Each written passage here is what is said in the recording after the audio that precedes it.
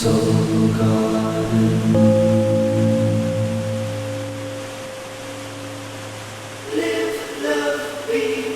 morning from my smartphone to yours. I'm casting love from the Serious Joy Garden Studios in Costa Mesa, California. And this is your Thursday Namaste Today.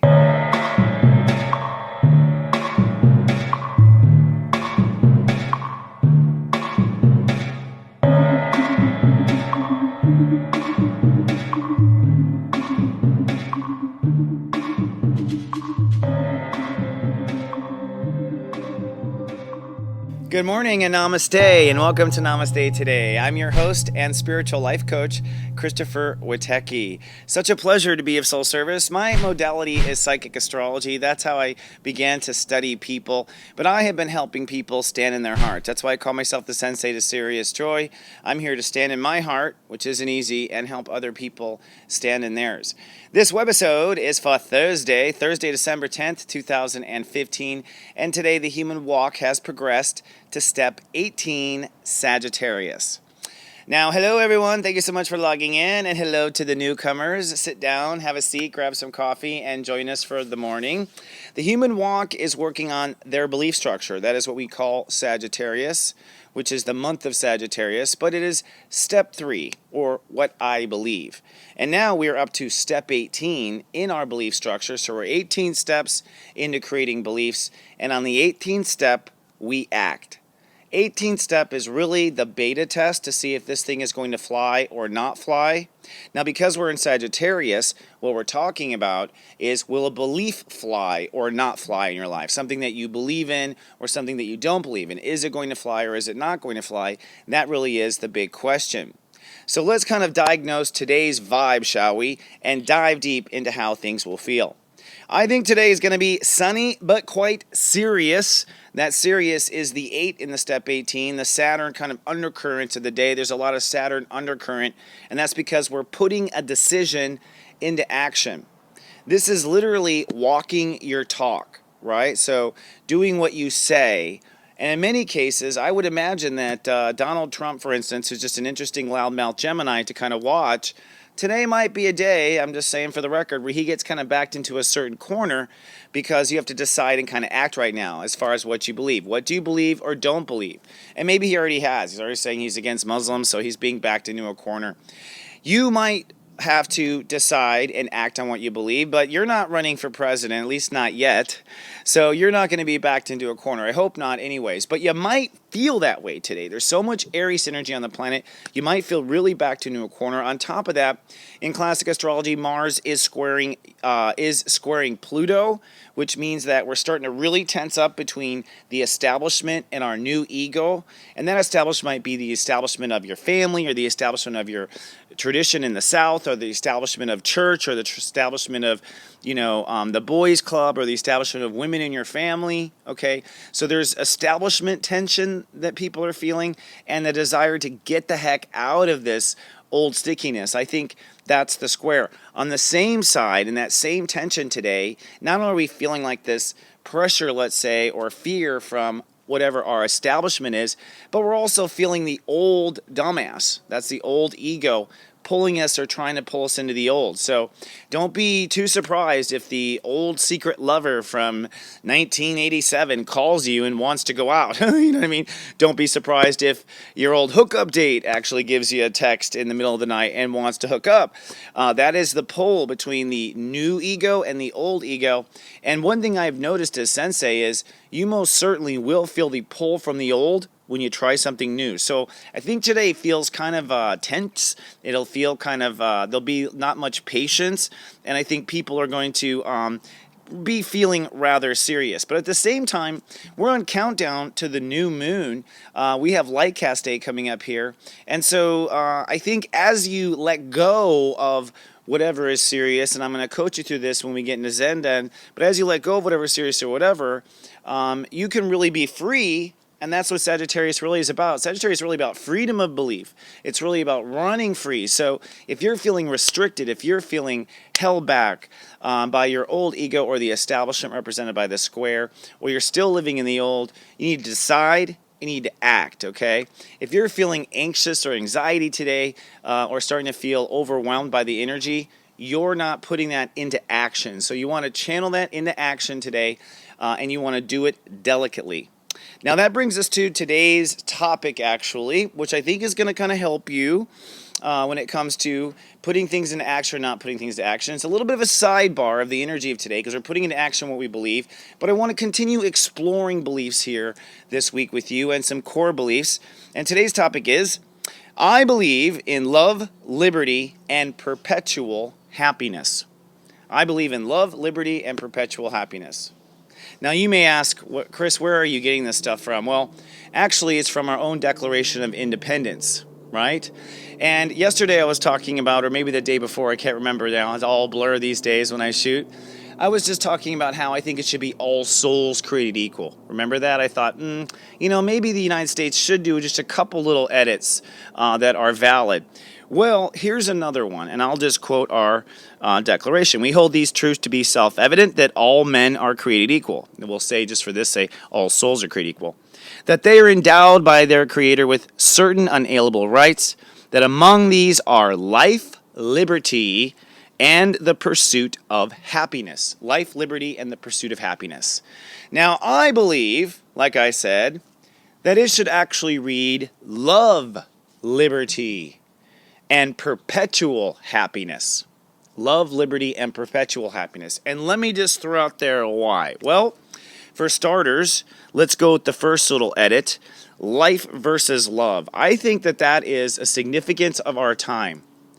Are we or are we not coming out of the threat of to live or not live? Are we not coming out of animal instinct, fight or flight? Are we not going to evolve out of the fight or flight ideas as humankind? So therefore, is it that we give you a right to life, to be alive? You have a right to be alive. I mean, that's what it's saying, a right to life. You have a right to be alive. Well, thanks. I think that's God's decision, or Creator, as they put it, as Thomas Jefferson put it.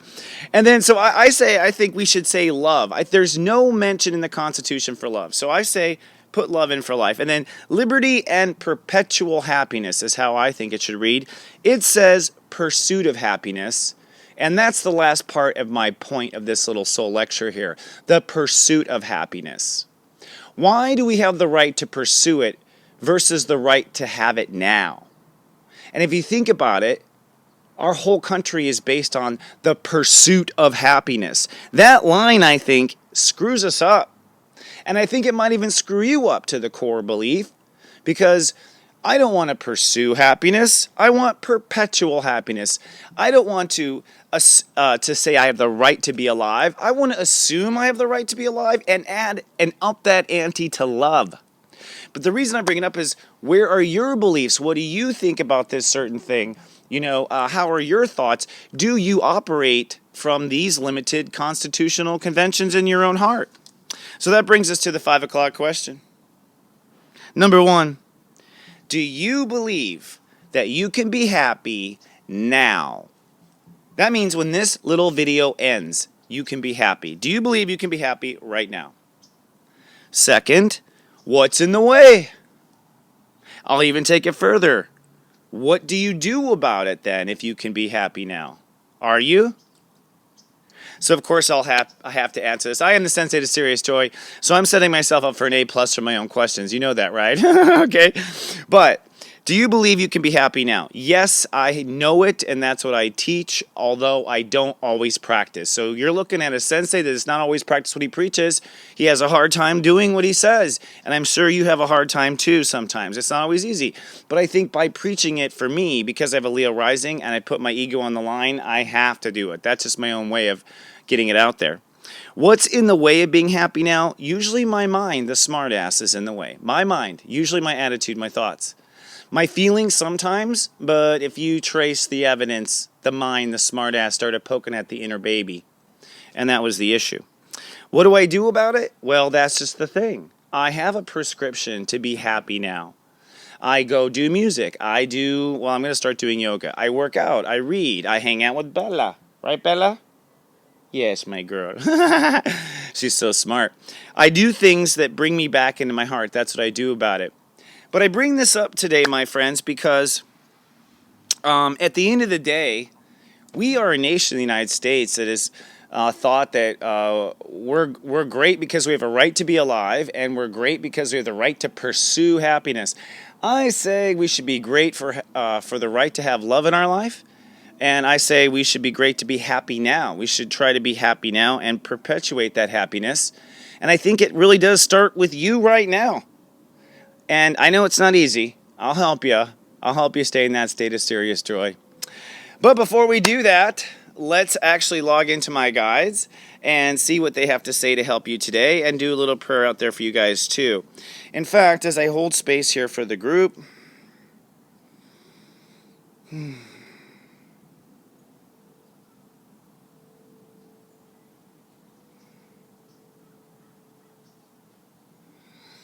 so as I hold space, come into your heart, folks. Be sure to put your left hand on your heart once a day and pledge allegiance to your heart. And be careful of danger. Be careful of behavior today. Be careful of accidents is what comes up. And of course, we need to turn on our overhead projector as well. So looking at the planets, now when I went inside just now, they're actually warning me of the Mars energy. Take off our happy guy here. And as you can see, we are on countdown to the new moon. This is the moon today. In the last 24 hours, it has crossed Saturn, Sirius Saturn. That's why we get serious. So in the last 24 hours, you might have gotten serious about letting go of something or making a move forward somewhere. You might have had some serious conversations in the last 24 hours. But as we wake up in this serious mode. As we go through the day, we let that seriousness off, and the moon is now on approach to the sun. When it crosses the sun, they make babies, and that's called new moon or light cast day, right? That's when our heart gets excited emotionally about it. So basically, if you want the simple steps to manifestation, when your heart gets excited about it, that basically gets it started as far as Creator is concerned. Now here's what's interesting. This is the square I was talking about, this nasty here. Mars, this is the dumbass, which is at step 16, incidentally.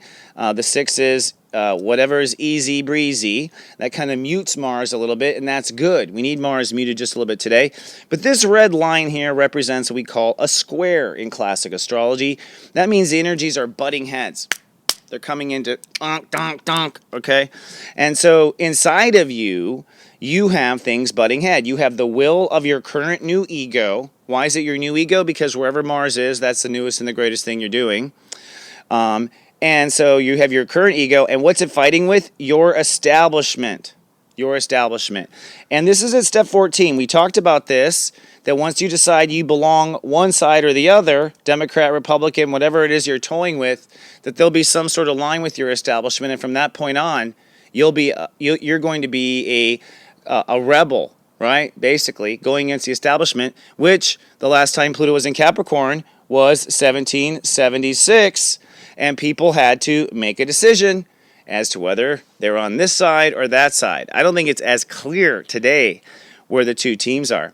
The last thing I want to point out, which I think is fascinating, is that we are on the verge of some powerful change here anytime in the next 36 hours. In fact, once this moon hits Pluto, you will feel like your new adventure has begun. At that point, you either drink the Kool-Aid or you don't drink the Kool-Aid, and you watch everyone go off on the spaceship without you. So it's like, which is better? Well, the point is that I think we're going to change our belief and jump into, that new belief. And what's interesting is over here, Jupiter. Now, Jupiter has been expanding our reality in Virgo since the summer, basically.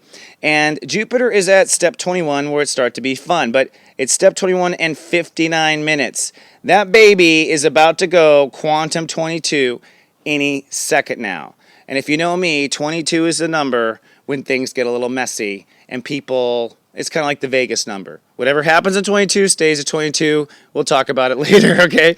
So when it hits step 22, which is, let's just look. Tomorrow, I love this. Tomorrow, I don't usually peek ahead, but we can here. Then this is the verge. So today, really, it's really this decision that you make about what you believe, what you don't believe. What side of the fence are you on? Are you part of the old establishment? Are you part of the revolution, as Bernie Sanders says it?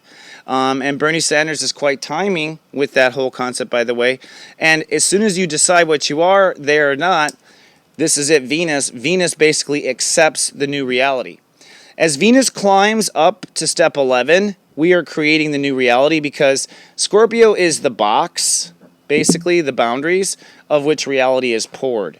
So once Venus gets to 11, the box is defined and our new boundaries are set for our what we're going to see manifest. And when we see it manifest, well, next year when the sun is in Taurus, we will see these things manifest. Okay, she's talking up a storm to somebody back there. I think that's a great little place to leave it for now. Anything else?